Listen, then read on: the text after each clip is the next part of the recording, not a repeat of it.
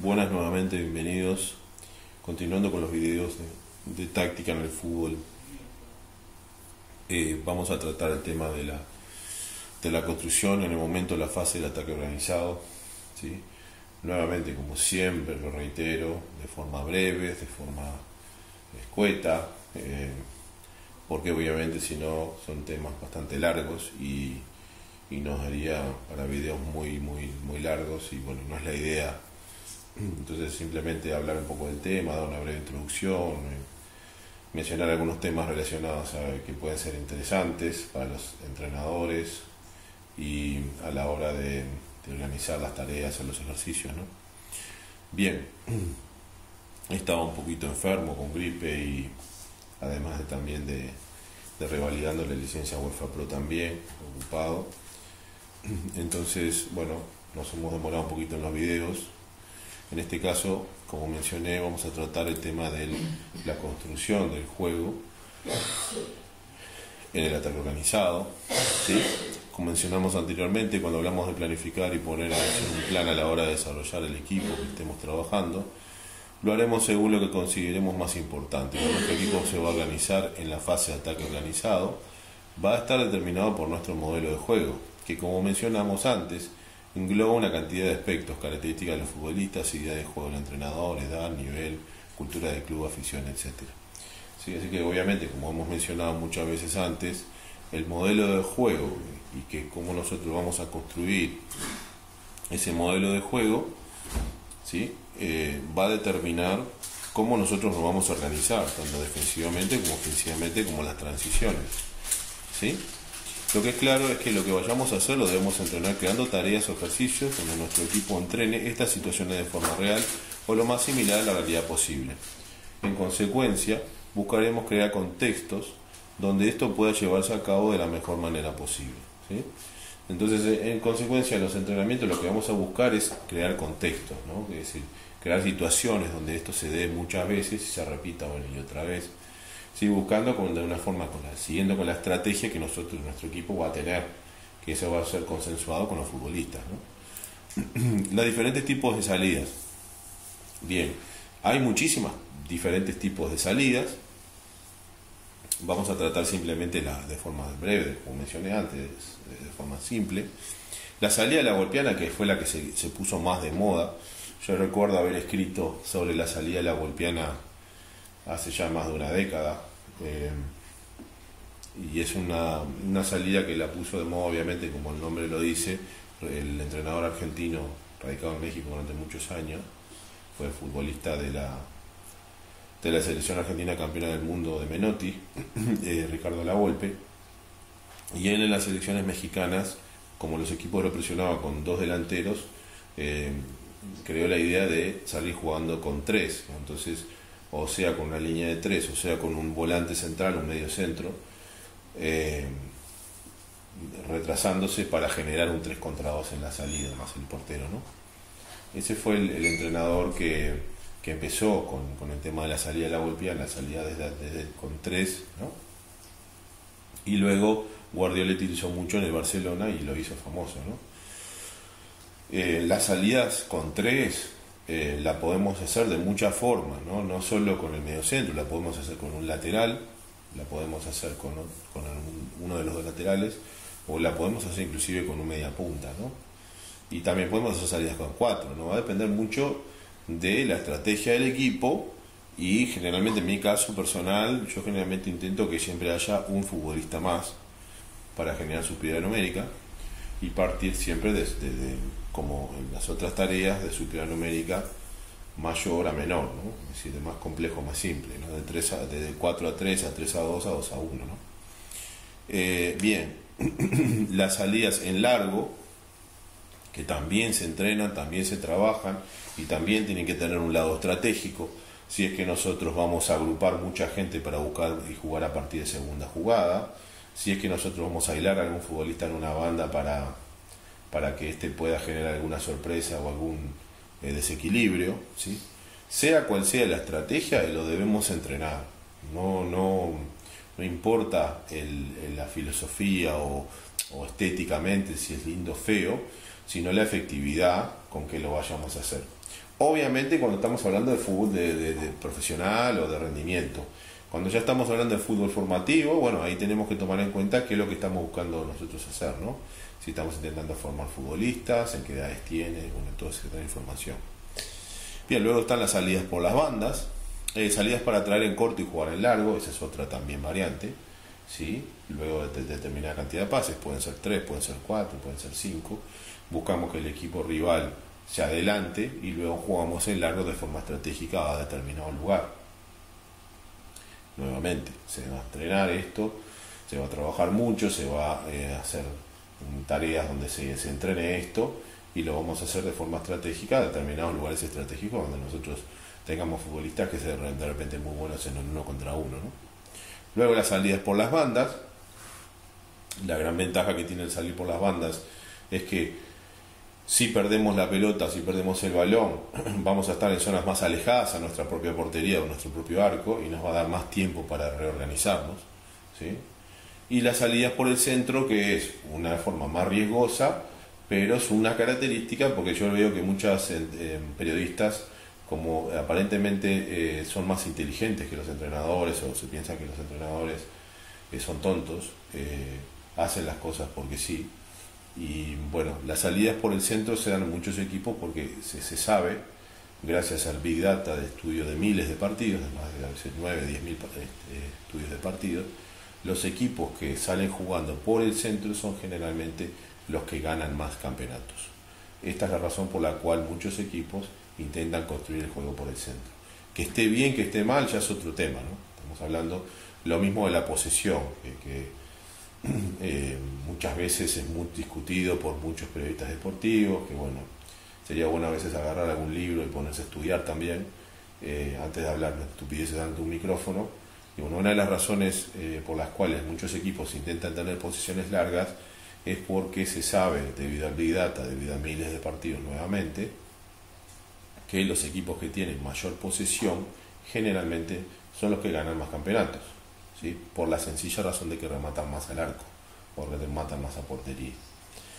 Bien, como dijimos, nuevamente las salidas por el centro, ¿sí? Es otra variante más de la que tenemos. Bien, la salida a la golpiana, yo creo que la conoce todo el mundo, la hizo famosa Guardiola. Generalmente construían que un medio centro, o sea, Busquets, por ejemplo, en el caso de Barcelona, se metía entre los dos centrales para generar un 3 contra 2 en el caso de los equipos que presionaban con dos futbolistas. Bien, ¿cuál fue el problema de este tema? Que se convirtió en una moda y se dejó de lado el tema estratégico de por qué se hacía, ¿no? Que era para generar superioridad numérica, ¿sí? ¿Cuál es el problema de la salida a la golpeana que yo veo mucho hacer muchos equipos en todos lados, ¿no? Sea en Europa o en Sudamérica, donde sea, ¿no? Que generalmente pasa esto, ¿no? En el fútbol, cuando construimos el juego, hay una zona activa y una zona pasiva. La zona pasiva es la que está por detrás de la línea de la pelota o donde se sitúa el bloque del equipo rival. Y la zona activa es donde está, en esa zona donde nosotros vamos a tratar de entrar o penetrar o viajar juntos, ¿no?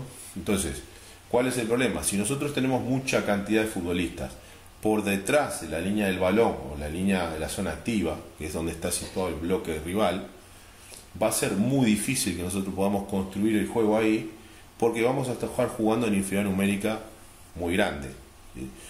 Yo aquí puse ejemplo con números como si estuvieran contando los jugadores, no en números por posición, ¿no? Entonces, como se ve, es un 10 contra 10 sacando los dos arqueros y los dos porteros, ¿sí? Y en la zona activa aquí estamos jugando un 7 contra 10. Entonces, si jugamos un 7 contra 10, un 6 contra 10, y este error yo lo veía muchísimo en muchos equipos que luego dicen, no, nosotros no podemos construir porque el juego, porque el jugador es así, porque el jugador es acá. El fútbol es táctico, es 99% táctico. Y los problemas no son técnicos en la gran mayoría de los casos. Sí son técnicos cuando, bueno, un jugador es muy malo que no puede ni siquiera controlar el balón. Pero a niveles más o menos parejos, ¿sí? Generalmente los problemas son tácticos, no son técnicos. En consecuencia, no es un problema de que un futbolista pueda aguantar el balón o pueda pasar el balón, sino de otros factores tácticos que son más complejos. Bueno, este es uno de ellos, ¿no? Como se ve, se juega en la zona activa un 7 contra 10 o un 6 contra 10 a veces, y eso impide que el equipo pueda progresar, porque va a jugar muchas veces un futbolista va a recibir el balón y va a retener 2 o 3 jugadores encima, entonces en consecuencia va a ser muy difícil que pueda progresar, ¿sí? Este es uno de los problemas o errores que se ven más a menudo en equipos que intentan construir, lo veo mucho en el fútbol italiano también, ¿sí? Y bueno, es muy difícil construir el juego de esta forma, ¿no? Prácticamente imposible. Jugando con 3, con 4 futbolistas menos en la zona activa, va a ser muy difícil que nuestro equipo pueda progresar. ¿Cómo solucionar esto? Simplemente cuando no hay presión sobre el balón, los futbolistas avanzando y colocándose por detrás. En este caso, por ejemplo, el mediocentro no venir a buscar por detrás de la línea de los 2 puntas, ¿no? Del equipo rival o de los 3 delanteros, sino colocarse entre líneas y los zagueros atraer, ¿no? Para eliminar a los atacantes y generar una inferioridad leve, ¿no? O menor, ¿no? De -1, por ejemplo, ¿no?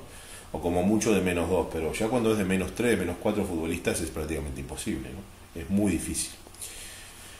Bien, el salir a jugar en largo, y esto obviamente lo vamos a entrenar, el equipo lo va a entrenar y va a tener una estrategia por detrás, ¿no? Bueno, si nosotros vamos a juntar los futbolistas en determinado punto, ¿no?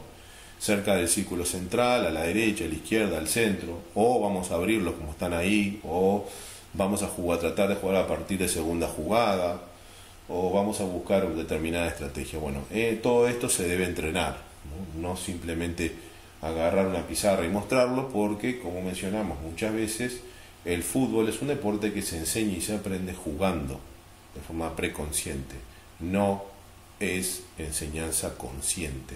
Es decir, ustedes pueden agarrar una pizarra y decirle a unos chicos, a unos futbolistas profesionales o semiprofesionales tal cosa, pero luego van a ver que después de determinada cantidad de minutos se van a olvidar, ¿sí? Porque eso se tiene que repetir de forma motriz, como se aprende cualquier movimiento motriz, como si ustedes fueran a conducir un coche, por ejemplo. Bien, salir a jugar en largo, atraer en corto para jugar en largo. Esto es digamos, una variante que hay, ¿sí? Que podemos emplear, lo cual, después de determinada cantidad de pases, el equipo va a jugar en largo para sorprender al rival, ¿no? Entonces, vamos a decir que después de 4 pases, el equipo busca atraer para que ese equipo que está presionando en los medios presionen más arriba y que los defensas queden mano a mano, ¿no? Y ahí nosotros buscar el largo para sorprender. Siempre sin olvidarnos que, como lo que menciono antes, ¿no?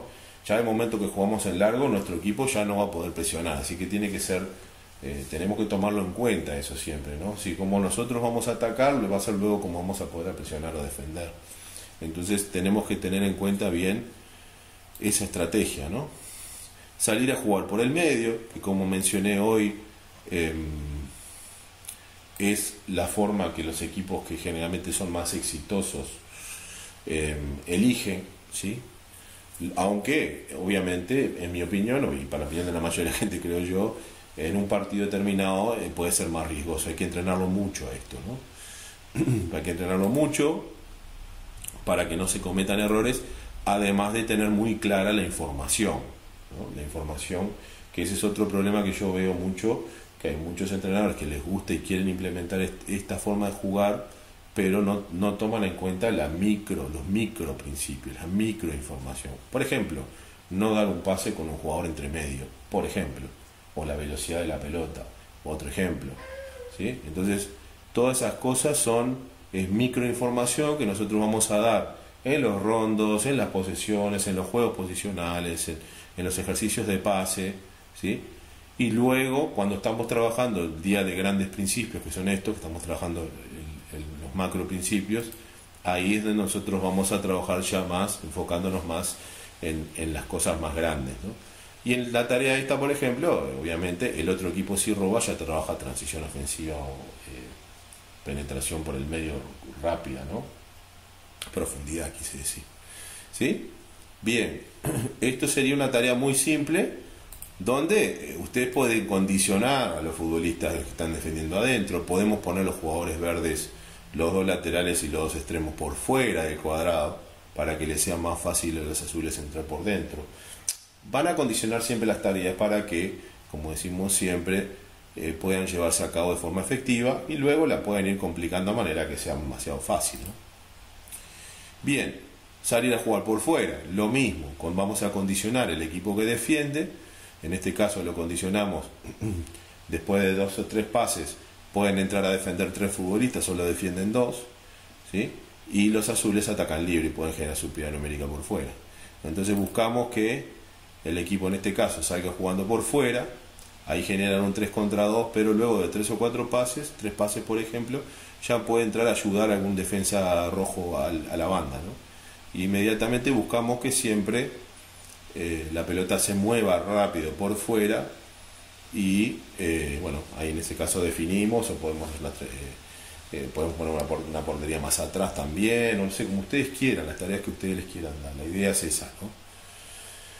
Siempre, como mencioné antes, el salir a jugar por fuera implica que es menos riesgoso para el equipo, porque si la pierde va a tener más tiempo para reorganizarse defensivamente rápidamente. En cambio, que si la pierde por el centro es mucho más riesgoso porque el equipo está abierto, ¿no?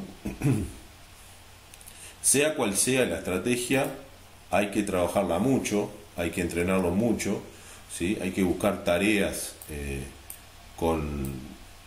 que estemos de alguna forma condicionando siempre al equipo que defiende para que eso se vea, ¿no? Para que lo que nosotros estamos buscando se observe, se haga visible una y otra vez, ¿sí?